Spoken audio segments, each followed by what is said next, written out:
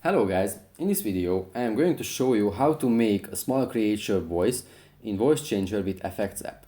But first I just want to mention, do not forget to subscribe to my channel because at 100,000 subscribers I am going to show you my whole YouTube revenue statistics and growth strategy and how to make money online. Now let's jump into it. First of all, let's open the app.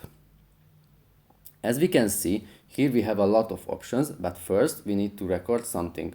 For record an audio file, press the microphone icon on the top.